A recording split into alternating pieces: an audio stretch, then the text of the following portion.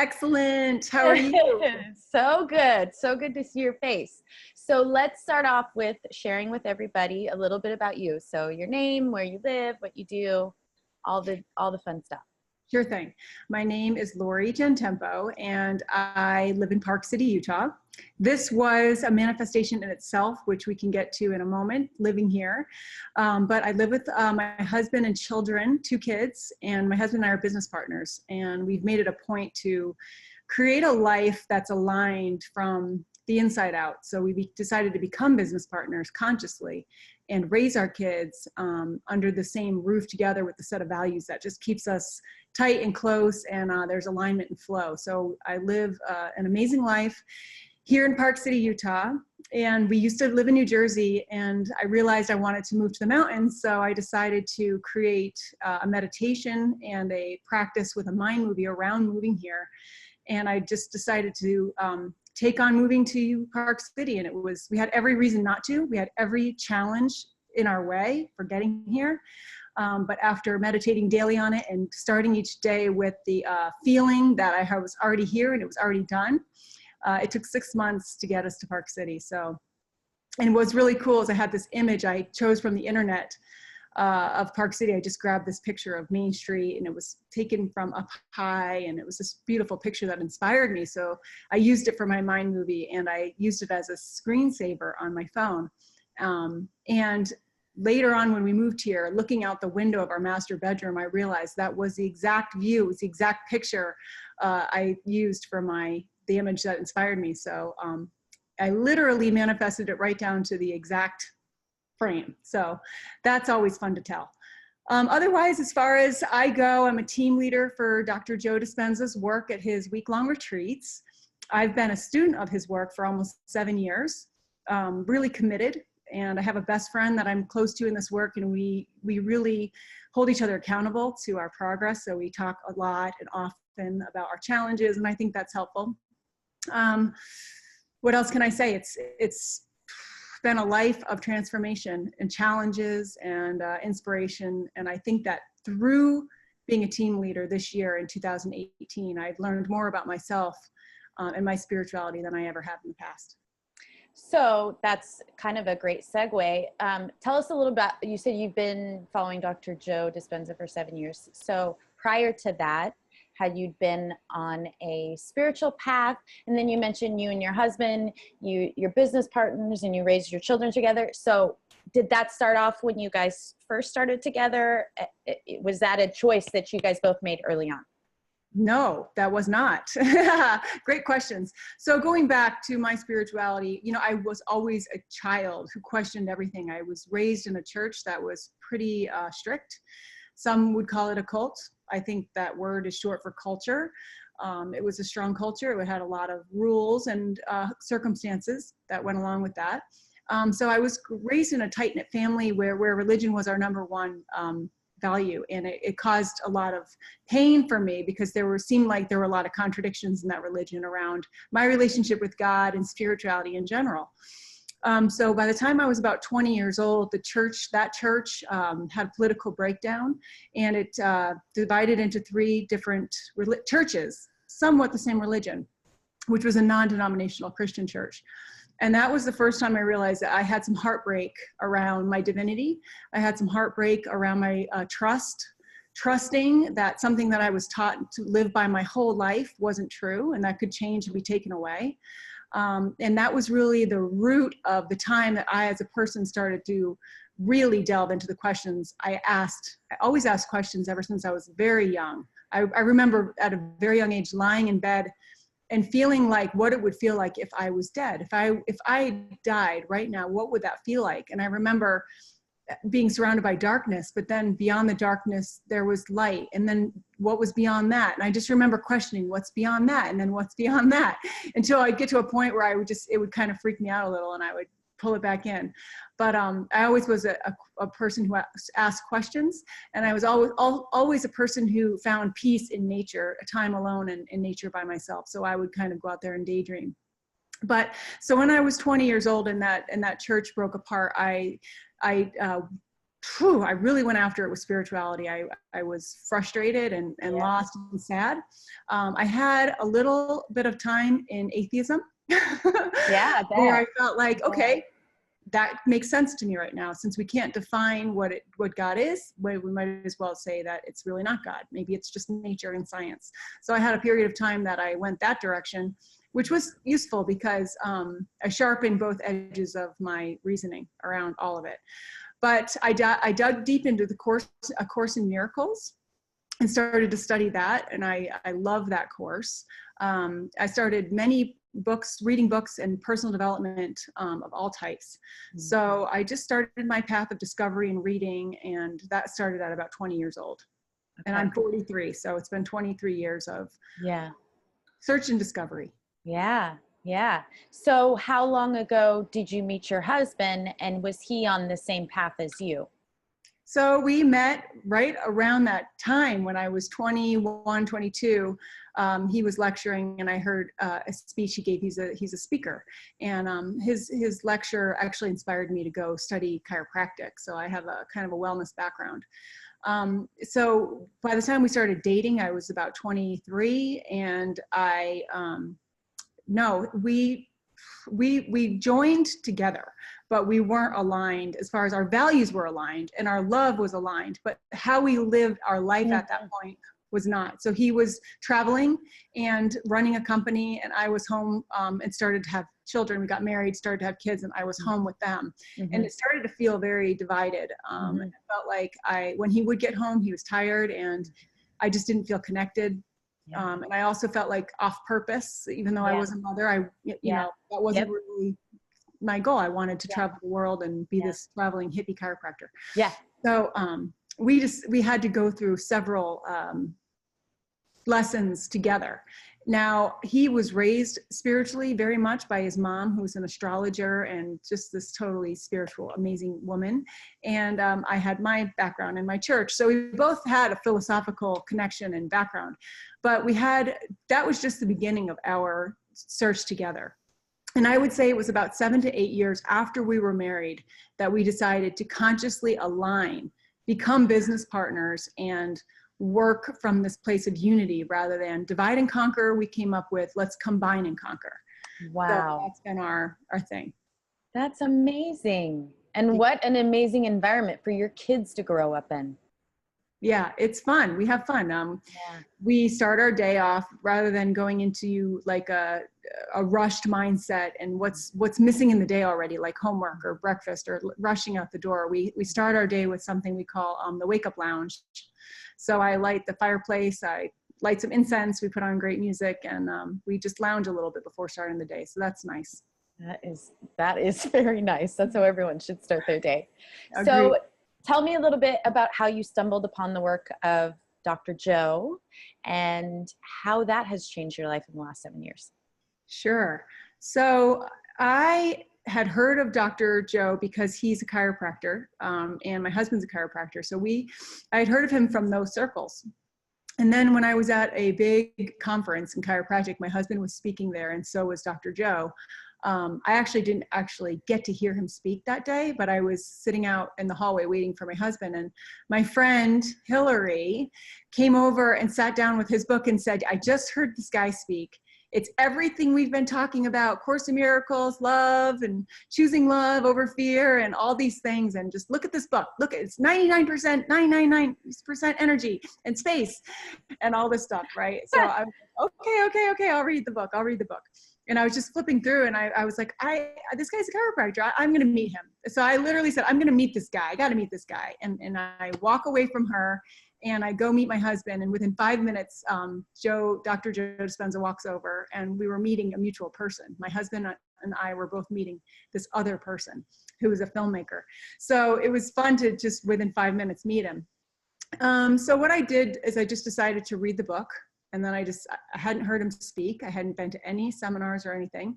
And I loved the book so much that I took on those meditations. Boy, every morning I just started meditating and creating until finally we got to our first progressive. My friend and I went to our first progressive event. And that was when I decided I want to move to Park City. Let's see if I can do this. and took that big step forward into actually seeing a physical manifestation of my practice. So when you get that feedback from the environment, of course, you know, it's working, so you want to do it more. So that was amazing. Absolutely. So was this like a joint family thing too? I mean, obviously moving clear across the country, everybody I would think had to be on board with that one. Well, it wasn't entirely, I would definitely say that it was driven by myself. My husband, of course, loves Park City, but his whole family, including his mother, is all in New Jersey. And so he, you know, it was something that he worked on with me to make happen. So we were aligned. We were definitely aligned in coming here. There was some, you know, it wasn't all easy. Like I said, there was many challenges, including the fact that my husband ran a business from New Jersey, which we sold. We were able, at that time, actually before that, we were able to sell that business. So we had some freedom to be able to work from home, which is what we do now. We travel and we have a virtual team. I love that. So can you please speak on that some more? Because I know there's so many people out there that they have an intention or they have something they really want, and then challenges arise, and you know, without the basis of this work and keeping, you know, your focus on the future. Speak to that for people who are out there that are trying to make their intention come to them, but challenges arise and then they easily want to give up.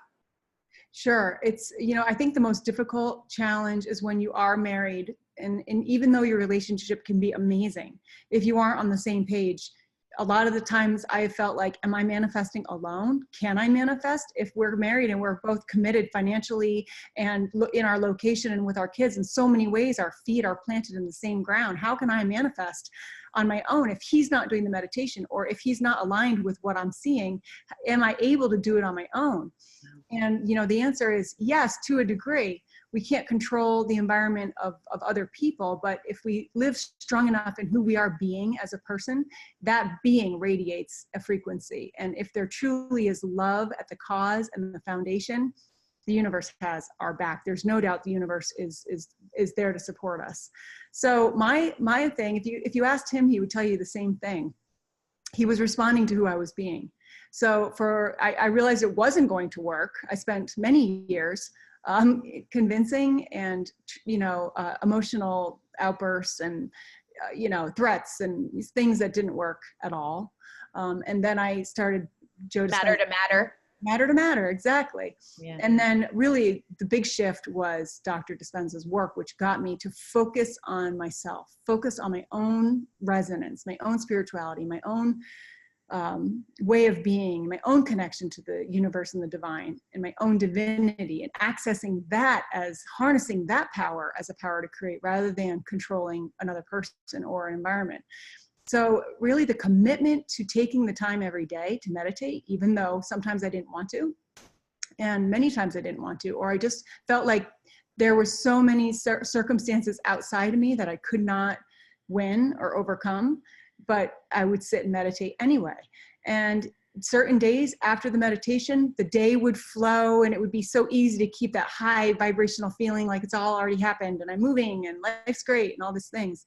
But there was those days that it didn't feel like that. It just felt like no matter how much I meditate, this is never going to change.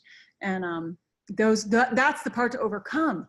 So I just think it's a couple things. I think it's about being the alchemist, your own alchemist, which means being the person who knows how to transmute your own energy, being the person who brings your own magical, you know, equation to how you do things, whether it be how you do the breathing and how you breathe through your day, to how you do the meditation, to which meditation, to where in your house you meditate. And then once that part of the your morning is over with, how you carry that frequency through the day. What kind of music do you have on in the car? What kind of music do you have on in your house? What's the energy on your face, say, when your husband walks in the room or your kids, and constantly reflecting on who you're being. And it's certainly not easy, but it's worth it, because there comes a point where you get over this hump of effort where it becomes effortless. So it's always like an effortless effort, I like to call it, where there is an effort, and to say that there isn't work involved is not true. But there's a way of being in the effort that's inspired, not like a driven, I got to do this energy, which I think a lot of personal development programs have that wrong. Goals, goals, goals, drive, drive, drive. That's not where I saw the most change. Was with inspiration and just being inspired around those little moments, those little glimpses of wins when the universe would respond to me.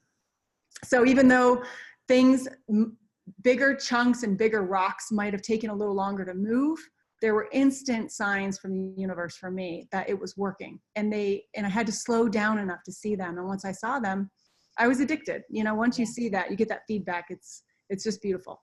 Yeah. It's hard to stop. Yeah.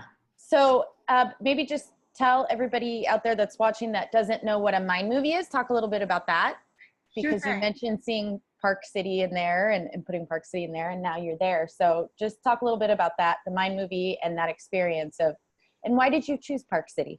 Okay, sure. Park City was as far as I could see, it was one of the only places I could convince my husband to go to outside of New Jersey. But also, we also spent every summer here, and we were in love with it as a family. It's mountains, it's nature, it's Zen, it's just peaceful and beautiful. And I feel really connected to myself and to the earth when we're here. So, and then I knew that this would be about the only place that would get him to leave New Jersey, was if he really liked this place. So what a mind movie is it's basically if you were to take a vision board or a dream board and turn it into a little mini movie. And there's ways you can do it just on your phone. You just put your photos to music. The idea is that you pick images that inspire you around either who you want to become or what you want to create in your life. And you put them together in a way that inspires you and it moves you to be excited about what you're becoming, what you're creating. So it's a nice little tool for people who want to get connected to their future more than their past, or if they're feeling stuck energetically and not inspired by the environment they're living in currently. It's a way to motivate us into the future. So it's Mind Movies. You can go to mindmovies.com. You can create an account and you could immediately start creating a little movie about your future. And it guides you pretty well there. So tell us a little bit about the last year, 2018. I know you've now been a team leader at a couple different workshops. Your first one, I believe, was Santa Fe, where you were my team leader. Yeah. So tell us a little bit about what that experience has been like for you. Sure. Last year, before 2018, I was working closely with a group of people, batting around some ideas with, creating some coaching around this content of Dr.Joe. And there was talk of him starting retreats, these week-long retreats. So I didn't know what I was getting into. I didn't know. The first thing that came to my mind, honestly, was I've worked so hard at creating this life with my husband that I wouldn't want anything to alter that, because I worked really hard at it. And if it means I have to leave my kids for a week and go to a retreat, I'm not sure it's going to be right for me.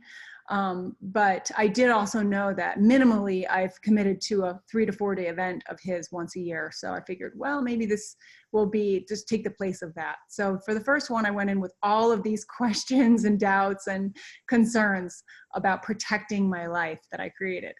And after the first event, it was just like so much love. And,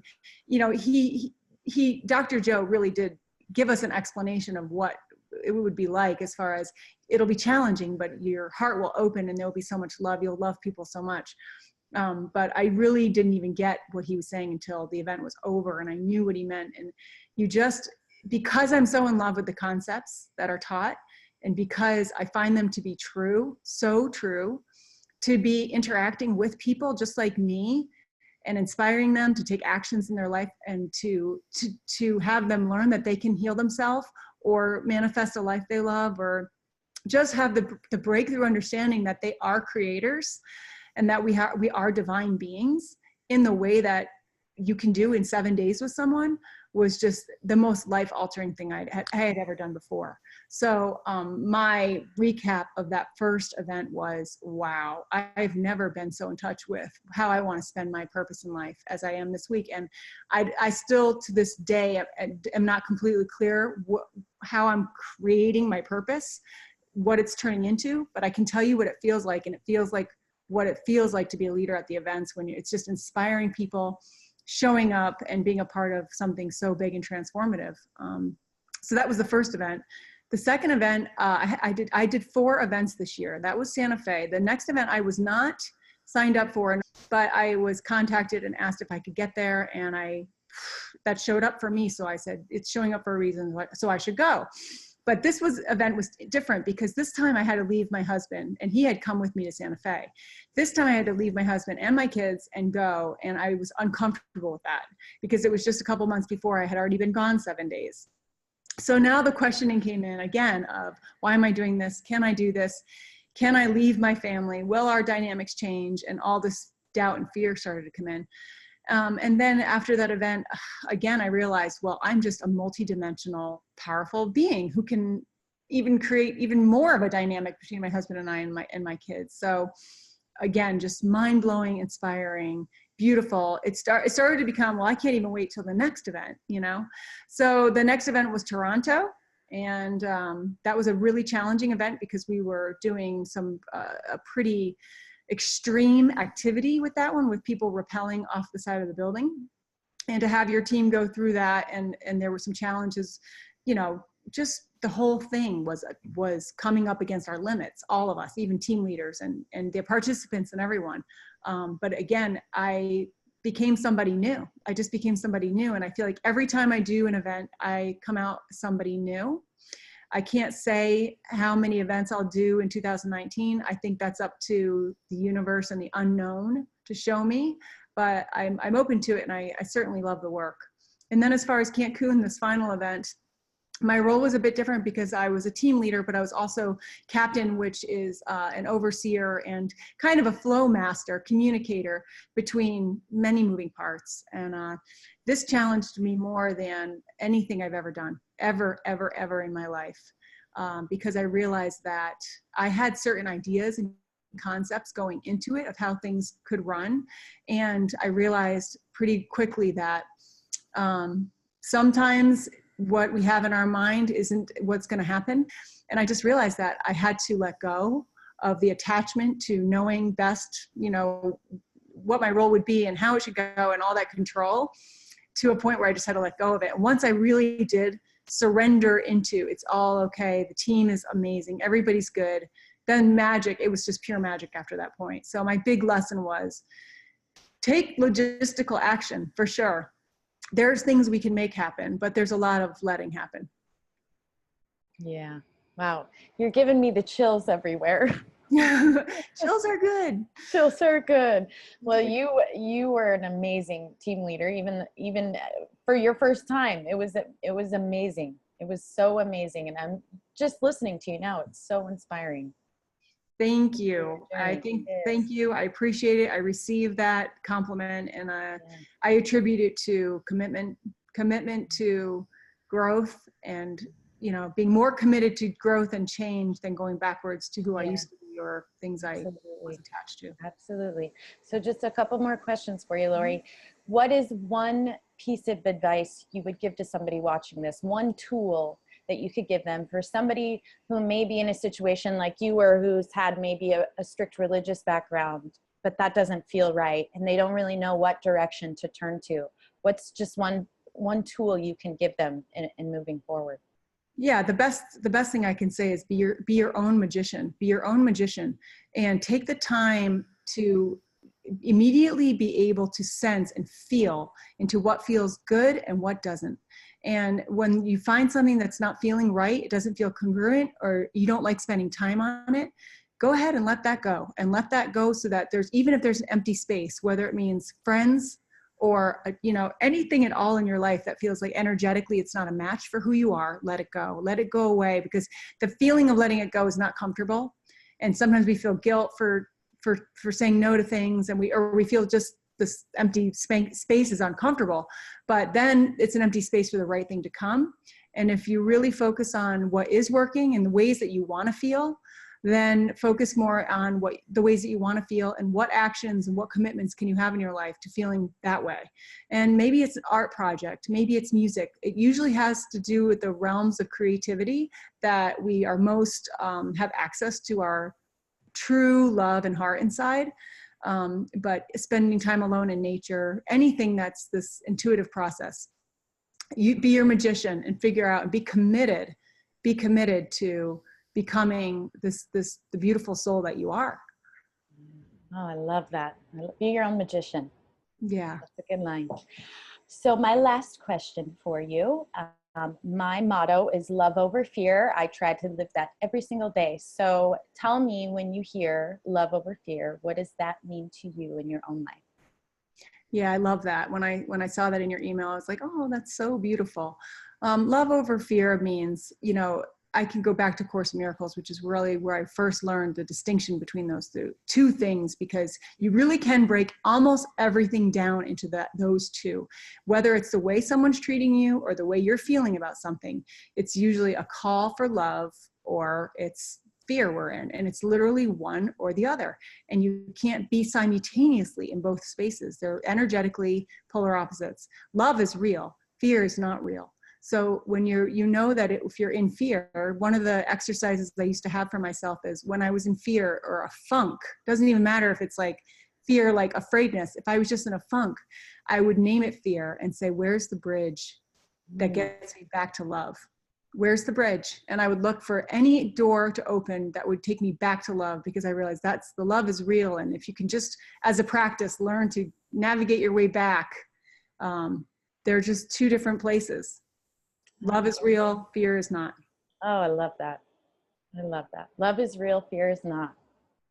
Beautiful quotes. Well, I did study many years. Well, that was beautiful. Thank you so much, Laurie, for sharing. And I'm going to put a link to the Mind movies and to Dr. Joe workshops in case anybody is interested in attending one. And if so, maybe they will have you as their team leader. Maybe. You never know. All right. Thank you, Laurie. Thank you, Em. Have an awesome day. You too. We'll see you soon, I'm sure. We totally will. Bye, hon. Bye.